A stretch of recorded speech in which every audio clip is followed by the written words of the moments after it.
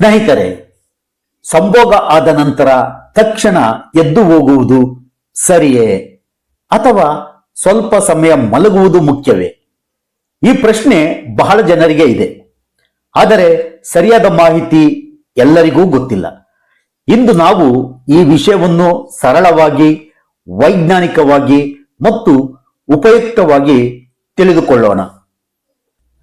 ಸ್ವಲ್ಪ ಸಮಯ ಮಲಗಿದರೆ ದೇಹದ ದಣಿವು ಕಡಿಮೆಯಾಗುತ್ತದೆ, ಹೃದಯದ ಬಡಿತ ಸಾಮಾನ್ಯವಾಗುತ್ತದೆ, ಮನಸ್ಸು ಶಾಂತವಾಗಿ ಉತ್ತಮ ನಿದ್ರೆ ಬರುತ್ತದೆ, ಗಂಡ ಹೆಂಡತಿಯ ಆತ್ಮೀಯತೆ ಹೆಚ್ಚುತ್ತದೆ. ಹಾಗಾದರೆ ಎಷ್ಟು ಸಮಯ ಮಲಗಬೇಕು? ವೈದ್ಯರ ಪ್ರಕಾರ 15ರಿಂದ 30 ನಿಮಿಷಗಳವರೆಗೆ ವಿಶ್ರಾಂತಿ ತೆಗೆದುಕೊಳ್ಳುವುದು ಉತ್ತಮ. ಆದರೆ ಇದು ಕಡ್ಡಾಯ ನಿಯಮವಲ್ಲ, ಏಕೆಂದರೆ ಪ್ರತಿಯೊಬ್ಬರ ದೇಹದ ಸ್ಥಿತಿ ಬೇರೆ ಬೇರೆ ಆಗಿರುತ್ತದೆ. ಮುಖ್ಯವಾಗಿ ದೇಹಕ್ಕೆ ಒತ್ತಡ ಕೊಡದೆ ವಿಶ್ರಾಂತಿ ನೀಡಬೇಕು. ಮಕ್ಕಳನ್ನು ಬಯಸುವ ದಂಪತಿಗಳಿಗೆ ಒಂದು ಮುಖ್ಯ ವಿಷಯ.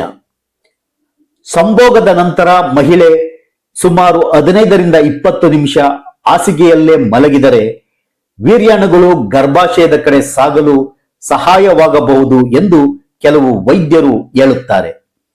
ಆದರೆ ಗಮನದಲ್ಲಿರಲಿ, ಇದು ಗರ್ಭಧಾರಣೆಗೆ ಖಚಿತ ವಿಧಾನವಲ್ಲ. ಈಗ ಇನ್ನೊಂದು ಸಾಮಾನ್ಯ ಪ್ರಶ್ನೆ: ತಕ್ಷಣ ಸ್ನಾನ ಮಾಡಬಹುದೇ?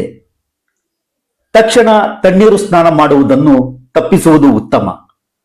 ಕಾರಣ ಏನೆಂದರೆ, ದೇಹದ ಉಷ್ಣಾಂಶ ತಕ್ಷಣ ಬದಲಾಗಬಹುದು, ಕೆಲವರಿಗೆ ತಲೆ ಸುತ್ತುವಿಕೆ ಉಂಟಾಗಬಹುದು. ಸ್ವಲ್ಪ ವಿಶ್ರಾಂತಿ ತೆಗೆದುಕೊಂಡು ನಂತರ ಸ್ನಾನ ಮಾಡಿದರೆ ಉತ್ತಮ. ಆಮೇಲೆ ಸಂಭೋಗದ ನಂತರ 1 ಗ್ಲಾಸ್ ನೀರು ಕುಡಿಯುವುದು ಒಳ್ಳೆಯ ಅಭ್ಯಾಸ.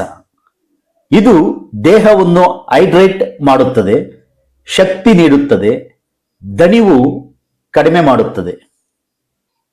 ಈಗಿನ ಕಾಲದಲ್ಲಿ ಮಾಡುವ ಒಂದು ದೊಡ್ಡ ತಪ್ಪು ಏನು ಗೊತ್ತಾ? ಸಂಭೋಗದ ತಕ್ಷಣ ಮೊಬೈಲ್ ನೋಡಲು ಶುರು ಮಾಡುವುದು. ಇದು ದಂಪತಿಯರ ನಡುವೆ ಆತ್ಮೀಯತೆಯನ್ನು ಕಡಿಮೆ ಮಾಡುತ್ತದೆ. ಇದರ ಬದಲು ಒಬ್ಬರನ್ನೊಬ್ಬರು ಅಪ್ಪಿಕೊಳ್ಳಿ, ಪ್ರೀತಿಯ ಮಾತುಗಳನ್ನು ಹಂಚಿಕೊಳ್ಳಿ, ಸ್ವಲ್ಪ ಸಮಯ ಮಾತನಾಡಿ.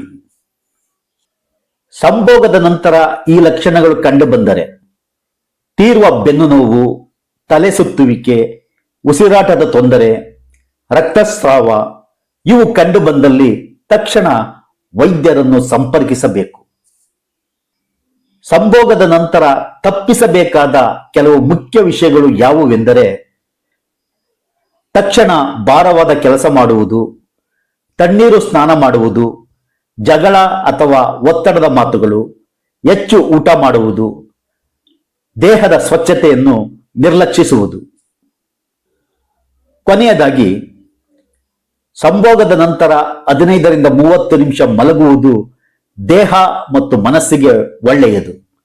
ಇದು ಶಕ್ತಿ ಮರುಪಡೆಯಲು, ಉತ್ತಮ ನಿದ್ರೆ ಮಾಡಲು, ದಾಂಪತ್ಯ ಬಾಂಧವ್ಯ ಗಟ್ಟಿಯಾಗಲು ಸಹಾಯ ಮಾಡುತ್ತದೆ. ಆದ್ದರಿಂದ ನಿಮ್ಮ ದೇಹಕ್ಕೆ ವಿಶ್ರಾಂತಿ ನೀಡಿ, ಆರೋಗ್ಯಕರ ಜೀವನ ಶೈಲಿ ಫಾಲೋ ಮಾಡಿ. ಸ್ನೇಹಿತರೆ, ಈ ಮಾಹಿತಿ ನಿಮಗೆ ಉಪಯುಕ್ತವಾಗಿದೆ ಎಂದು ಭಾವಿಸುತ್ತೇನೆ. ವಿಡಿಯೋ ಇಷ್ಟವಾದರೆ ಲೈಕ್ ಮಾಡಿ, ನಿಮ್ಮ ಸ್ನೇಹಿತರ ಜೊತೆ ಶೇರ್ ಮಾಡಿ. ಇನ್ನಷ್ಟು ಉಪಯುಕ್ತ ವಿಡಿಯೋಗಳಿಗಾಗಿ ನನ್ನ ಚಾನಲ್ ಸಬ್ಸ್ಕ್ರೈಬ್ ಮಾಡಿಕೊಳ್ಳಿ. ಧನ್ಯವಾದಗಳು.